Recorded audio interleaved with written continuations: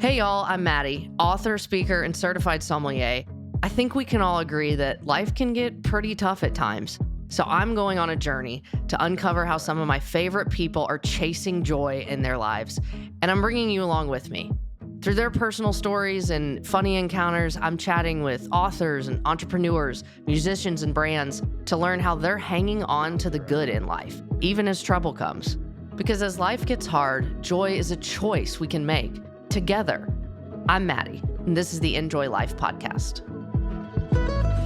Hey guys, coming at you this week with a quick solo episode. I feel like I haven't done this in quite some time, and I'm at home and it's cold here in Nashville, and I just wanted to take some time to give y'all kind of a catch up. I've loved the variety of guests we've had this season, and I have just been so grateful to get different perspectives from people, authors, in different seasons of life on different topics. But I feel like a common thread has been creativity, has been like just the power of presence where you are. And so I kind of wanted to touch base with y'all on where I am and some of the new things in the works that I am so thankful to finally share and announce. First of all, obviously, the biggest catch up is Wesley. He is now, as this comes out, 5 months old. And gosh, I gotta say, like, for any of y'all that have kids, everybody keeps asking, how is it? Like, how have you adjusted? And, I kind of jokingly told people at the beginning, I think Connor and I had very realistic expectations of what it's like to have a baby. And I think that we have really just embraced every up and down as best we can. And for all intents and purposes, he is a tremendously good baby. And I am under no deception that I've been crushing it. He's just a good baby. He just ate right away and goes sleeps well and is sweet. And just all of a sudden in the last, like, I don't know, 6 to 8 weeks, I feel like y'all have kids, this, like somewhere between that third and fourth month, they like come into their little personality. And the most amazing thing happens. They actually respond to you. Like they laugh, they're aware of what you're doing.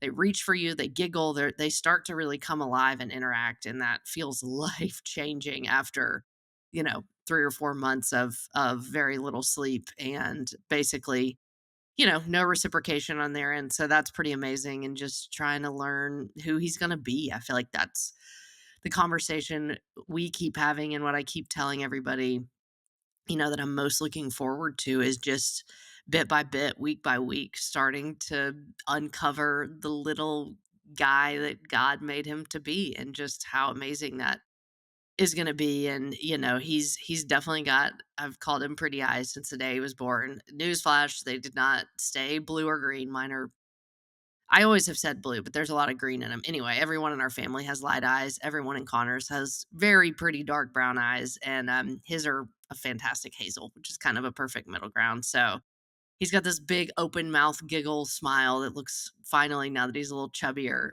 looks just like Connor's baby pictures. And it's been so sweet seeing him learn to play with his cousins. He's got three, one's almost two, one's 4, and one's 7, and just they adore him. So it's been amazing. It's been amazing. And certainly adjustments and certainly testing, some parts of who I am that are not my favorite. And I think that that's probably how all of parenthood's going to go, but it's just unreal. And I've been very grateful to have most of my time here at home, in conjunction with promoting the new book, of course, which has gone amazing. And for everybody who has bought or shared about it, I'm so grateful. Through the Valley of Grief, my devotional book came out in September, and the launch of it was totally different for 100 different ways, different reasons, than Lemons. And part of that is, just the nature of it being a devotional, of course. There's a little bit just less press and hype around it, sort of a follow up to Lemons. And I was grateful for that and told my really generous and understanding team from the beginning, like, I'm going to do everything I can, from home to promote this book and get it in the hands and in front of the screens and faces of people who need it, because that's why I wrote it. But just with this whole summer being dedicated so much to Wesley, I just, have been more selective about what I've done. And so I just keep praying as I have since I first wrote the first entry 4 or 5 years ago, just that this be totally not about me, because it's not. The only element of me that I want people to see through this book is that, like, I'm their friend meeting with them every day saying, like, "I've been there, I get it, and you're gonna heal," like, that's the role. What I have prayed this whole time for this to be is a resource, a soft place for people to land in their hardest seasons, and a place for them to re-meet the God who is so good. The God who is so good in the worst seasons of your life, because that's who he is. That's who he was to me, and I needed that reminder every single day. So that's what this is, and I mean, I've spoken about this on other interviews, but that just the sweetness of God, that book came out.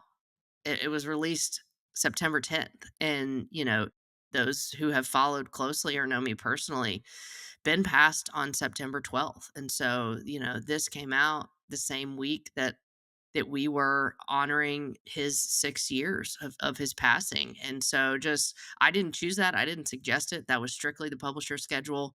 And so for that to happen, that week that is always so tender and kind of physically, triggering in that way, for God to say, like, "Look, just, like, look, in 6 years, what I've healed and what I've redeemed and what I've restored, and who you've brought hope to just by people seeing my hand in your life. And, like, here's concrete evidence that I'm still honoring your first prayer, which is, don't make this pain purposeless. Like, make this pain matter, make his death matter, make my tears matter." And he just has delivered on that, a millionfold, it feels like. So it's been just an amazing season, and all sorts of ways, from the highs to the lows, and just walking so closely with the release of this book, and reflecting on everything, that's happened, that I've grieved, and then that God has restored, in the same summer that I have this amazing little boy. It feels unreal. So anyway, y'all knew most of that, and that was probably more than you bargained hearing about it. But that is sort of the personal catch up on me. And a big thing that, really, I wanted to share about and have launched, this week, on my website, and for all of y'all, is, a follow-up course to the devotional. So, when I was getting everything ready, kind of getting the edits finished this summer for the book, and preparing everything to go to print, I just thought, like, "Man, I wish that there was more," which is kinda crazy, because all the all the very generous and straight shooting, editors and agents tried to kinda talk me out of doing this 360 to 5, because it's devotional, because it's a tremendous amount of work. But, when I was closing this out, I was like, "I just wish, like, I could sit down with coffee with these people who are gonna pick up this book," because that's what people did for me. Like, those were the individuals that there were individuals that walked me through, that met me for lunch and coffee and wine and, walks and whatever, and they were there one-on-one with me, and that's obviously not a reality, for everyone who's gonna pick up this book, and try to find God and find hope, and find connection with somebody else who's walked this path. But then I thought, why not go one step further? Why not actually create a space, create an additional resource where, if people aren't readers, if there's no way, if they're in a spot where I was at for a while, where you're like, I can't read a book, I can't process anything, I just don't have it. I don't have it. I'm spent. I still wanted to be able to reach those people, to break their isolation in their pain and in their grief, and to be able to say, "Listen, it's not just you. Listen, there's hope. Listen, I've been there. Listen, I get it. There is hope on the horizon." And so this course is also, I'm just calling it Through the Valley of Grief. And it is a 6-week course to restore your faith and renew your hope. And we touch on a few of the spiritual practices, the spiritual rhythms that we work through in the devotional, but there's a couple extra too. And so my goal with this, number one, was, as I just said, to meet individuals in that isolation. Grief can feel so isolating, depending on, if you've lost a spouse and don't know anyone who has, if you've lost a mom and you don't know anyone who has, if you've lost a job and everybody else seems to be crushing it. There is a sense of, man, I'm the only one going through this. And I just, first and foremost, want people to hear it from my voice, from me seeing my face in these videos. Like, that's not true. There are millions of other people dealing with what you've dealt with, dealing with what you're going through, hurting in the ways that you're hurting. And it's not just you. You can't do this alone. You don't need to do this alone. And sort of just offer those first doses of hope in that way. I think back, and if I've said it once, I've said it 1,000 times. I feel like all I want from sharing my story here with people one on one in the books in this new course is that people who can't see hope in their own stories can see a little hope in mine and start believing that it's true for them too, because that's what I had. I had those women, like I said, who sat down with me one on one, who walked with me, who met with me, decades ahead of me, who had been widowed young, who showed me in real time that redemption was possible, who sat down with me to remind me of God's goodness and faithfulness and redemption, and whose lives mimicked the rhythms of hope that I hoped to somehow start to live and walk in myself. I think of Ginger, and she carries her late husband's legacy and cherishes her new husband with greater honor on both ends of that statement than anyone I have ever known. And I learned how to do that from her. And I think of Rachel, and she feels every single emotion in the hardness of life, in the hardness of being widowed twice, without self-judgment and without apology. And I learned how to welcome, the deepest wells of both tears and laughter from her. I needed to learn that from her. And I think about Carolyn, who has surrendered every ounce of her grief to the service of others and the glory of God, truly. And I learned what it means to steward our scars well from her, because she took time with me. And I think of Alita, and how she battled and defeated despair at every turn, like a true and relentless warrior of God in her grief. She was a fighter in it. And I learned what it looks like to fight darkness with the truth of God's word from her. And so, all that to say, like, I wouldn't be here without them. They each sat down with me, took time out of their lives to walk with me and say, it's not just you. Look at the hope in my story so you can believe it in yours, and let's build some of these skills. Let's learn some of these helpful, positive, scripturally based rhythms of living that will move you toward restored faith and renewed hope. And so I hope in a tiny, tiny way I can be that for anybody who needs it, for anybody who comes to this course, for anybody who says, man, a book's not on the table for me right now, but I gotta have something. To be honest, like, sidebar, I don't even love that it's called a course. I struggled with what to call it because, it's not a Bible study, even though all of our conversations and all of the content on every day of all 6 weeks, is based in scripture. It's based in the truth of God's word and what he taught me. And hopefully that can transcend into buoying, and supporting you through your journey, through your valley toward healing. But it's not, you don't have to read, there's no homework. It's not a Bible study. It's like it's 2020 again, and you and I are meeting for quote unquote coffee, but it has to be on the screen. That's what this means to me. And so, the rundown of it is, I mentioned it's 6 weeks, and each week we focus on one of these life-giving biblical rhythms that in the 7 days of that week, there's a video for every day, 7 days a week for 6 weeks.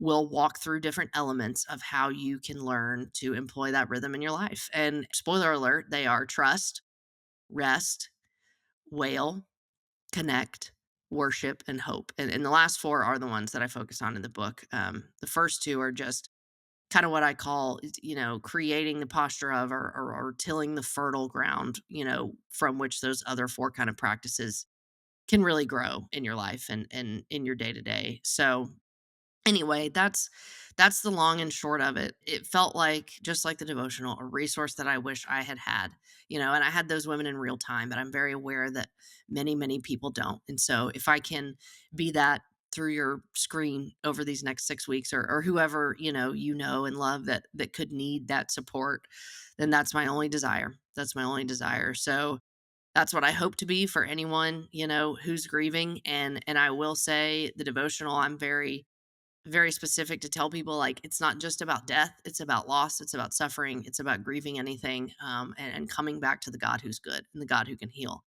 And that's true of this course, but it is a little more specific to death, just the conversations we have, the way that we look at how, what an impact, the death of a loved one takes on your day to day life, on your body, on your mind, and everything like that. So it is a little more focused on death in the devotional, but each and every lesson comes back to scripture, and that transcends, of course, any type of loss, any type of struggle that we go through. And my heart just breaks if I think of anyone, feeling alone in their grief, helpless in their grief, like they have to overcome it or deal with it or carry it all on their own, especially this time of year. I started writing and producing all these, at in the spring. And so I very intentionally wanted to, first of all, let the book have its moment, just to get going, and then second of all, release us in the holiday season, because as much as we don't want to deal with our hardest pains and hardest losses, this time of year, it's when they're the hardest, point blank. Like I've said and shared, I came on Thanksgiving, Christmas, this time of year really fast after I lost Ben, and it was excruciating. I mean, excruciating. And so I just pray that if anybody needs it now, in these next 6 weeks, which are hard, that this can just be a safe place, for them to land, and that I'm just your friend a little further down the road in this journey, and that who you're really going to meet in this, isn't even me. It's the Lord and his power, and his teaching and his word and his healing. And that's really, you know, what you'll see here, and who you'll meet and who you'll see, and learn to trust again, and rest in again, and connect with again, and worship again, and hope in again, because that's who he is, and that's what he wants all of us to do as his kids when we're hurting, and all the time. So it kind of a dump on you here in this little episode, but there's been a lot of highs and not lows personally, but just in presenting this book and these resources to the world, kind of reliving and reassessing and reflecting on the darkest season of my life. And I've jokingly said in interviews, this summer, that I have felt the full spectrum of emotions, every corner that you could feel in this heart, with Wesley, and with the book, and just everything that has come out at once. And that's true. And I think, to be honest, that's one of the sweetest gifts, right? Of going through a valley, is that when we move through it, when we go through and endure heartbreak honestly, and bravely and wholly, like leaning on God's power, we learn the value of being and feeling right where we are, right in this moment, both the moments we love and the moments we really, really, really wish were different. And we start to live as fuller, more open human beings. And I've felt that the last many, many years, just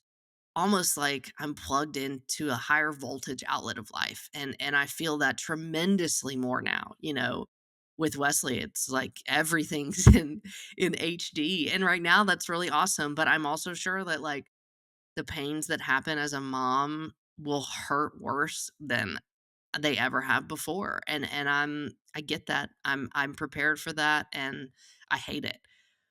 But man, if that means my sensors for joy, my, like, HD, my voltage on joy is even more heightened and attuned these days because of it, then man, I'll take it, because I think, as I've said a bunch, like, there is treasure in the valley. Like, there's gifts in every season, including the worst season. And it doesn't mean that those seasons are gifts. It means that there's treasure and gifts in them. And it's up to us to find them. It's up to us to go after them. It's up to us to call on God to refine us like fire, like First Peter says, and to not let those seasons or that pain be wasted, because man, there's richer life on the other side. Not easier, not cleaner, but richer. And I just know that it's worth it. I just know it. I feel it. I experience it every single day. And man, I just want everybody to, anybody who's struggling. So, that's a little bit of a end of 2024 update for me. And it's just been, I keep wondering how a year could be fuller, you know, and And every year God keeps exceeding and exceeding, and I know that's what he wants to do for all of us and all of you. And so I just wanted to share about that, wanted to give, kind of where I'm at with stuff, and obviously share about the course. It's available. And I mean, it's just on my website. There's nothing fancy about it. MattieJackson.net. There's a page for courses, and if it's something that you need or somebody else, just check it out. Check it out. I'm going to be sharing some clips so you can get a little idea of it, but it's again 6 days, 7 days a week. It's a lot of content, but there's no reading, no homework. It's just us meeting up and coming back to the truth of who God is and the power that we have access to when we live from a place where we're connected with him and seeking him and coming back to him in our pain. So I hope that's what it is for anyone and everybody, who needs it. So I'm so grateful. We will be back to regularly scheduled programming with another fantastic interview next week. I think we have a couple more to wrap up the year, and then also updated and include. I'm doing all these from home now, which if you watch on YouTube, you can tell, but most people listen. So I am solo at home, and so we might take a little break in January. We'll see. I'm putting a little less pressure on myself, so please have patience if we skip a week or it's not quite as regular as it used to be. But like I said at the beginning, just making adjustments, and this is still the thing that fills me up the most in my day to day is having these conversations, meeting these people, sharing, the insights and wisdoms and inspirations with you guys that they give me. And I just don't ever want to stop doing it. It just might take a little adjustment with me momming on top of it. So anyway, hope y'all had a fabulous Thanksgiving. Obviously a wonderful, wonderful Christmas season. And I just love y'all. Thanks for always listening. A huge thanks to you for listening. If you liked what you heard, if you felt encouraged or found a little joy in today's conversation, please go like or subscribe to the show so you can get regular updates of all new episodes, and head over to MattieJackson.net to see both of my books and my latest online course, Through the Valley of Grief, a 6-week guide toward restored faith and renewed hope.